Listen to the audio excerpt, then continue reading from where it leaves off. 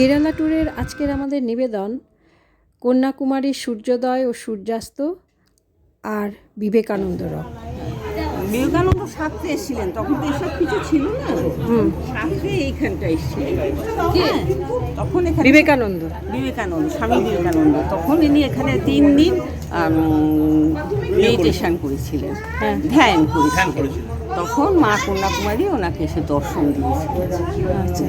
তো সেই স্মৃতিটাকে অবলম্বন করে মন্দির এই আর কি বিবেকানন্দ রক তৈরি, রক টেম্পল। হ্যাঁ।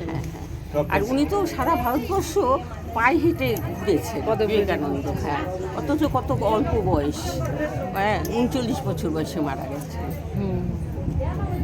খুব ভালো লাগলো শুনে।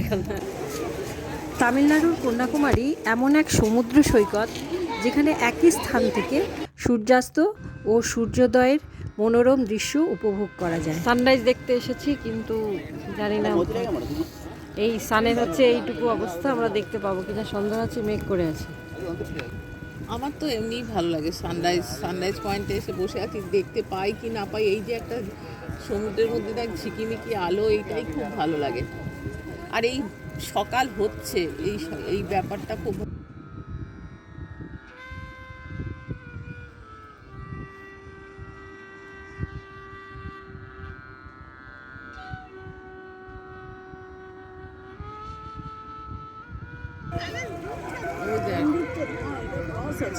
মন্দির আছে তো, এটা মন্দির না ক্রস আছে চাচ্ছে।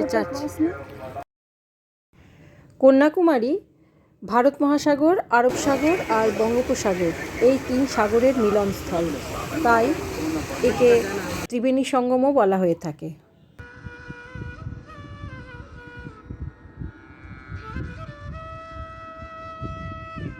আমরা এখন এসেছি বিবেকানন্দ রক মেমোরিয়ালে।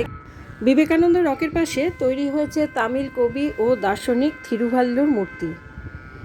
2025 সালে দর্শনার্থীদের জন্য ব্রিজটি জুড়ে দেওয়া হলো বিবেকানন্দ রকের সাথে। এই ব্রিজের সাহায্যে বিবেকানন্দ রক থেকে থিরুভাল্লুর মূর্তি দেখতে যাওয়া যাবে। ব্রিজের নিচটা হচ্ছে ট্রান্সপারেন্ট, ব্রিজ দিয়ে যেতে যেতে সমুদ্র উপভোগ করা যাবে। আমরা এই বোটে করে বিবেকানন্দ রকে এসে পৌঁছলাম। এখানে টিকিট কাটতে হবে, টিকিটের এন্ট্রি ফি হলো 30 টাকা। এখানে জুতো খুলতে হবে।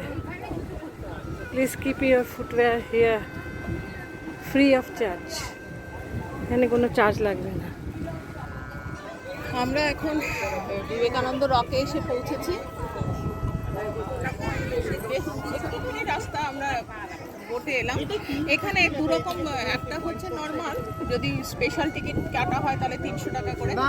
আমরা 300 টাকা করে কেটেই এলাম। লাইন অনেকটা কম হয়, মানে 300 টাকার ফেসিলিটি হলো 300 টাকায় আগে বোটের ওঠাবে, তারপরে যা সিট ফাঁকা থাকবে তখন নর্মালদের ওঠাবে।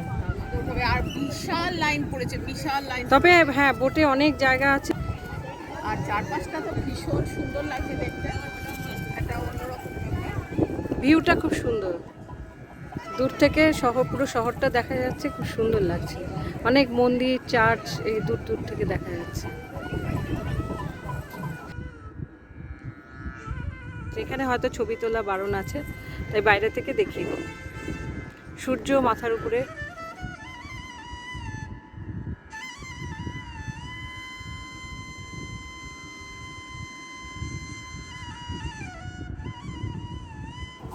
বিবেকানন্দ রকে একটা মেডিটেশন রুম আছে, যেখানে ওম সিম্বলটি রয়েছে এবং সেখান থেকে এমনভাবে লাইটিং করা হয়েছে যেন আলো বিচ্ছুরিত হচ্ছে।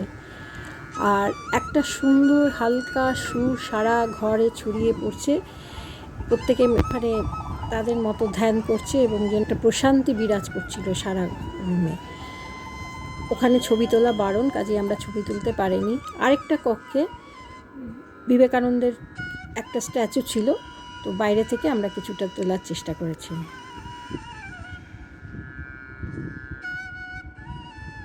হোয়াইট একটা দাগ আছে, প্রচণ্ড ঠান্ডা, খুব আরাম লাগছে এই ঠান্ডাটার উপর দিয়ে হেঁটে যেতে।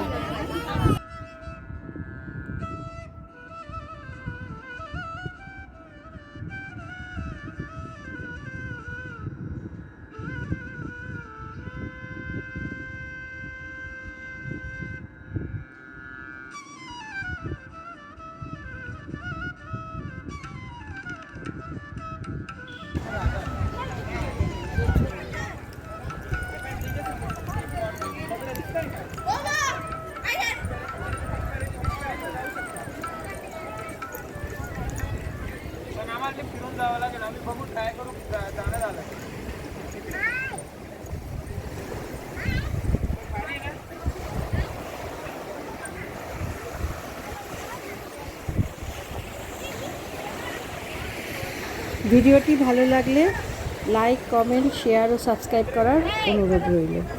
ভালো থাকবে, নমস্কার।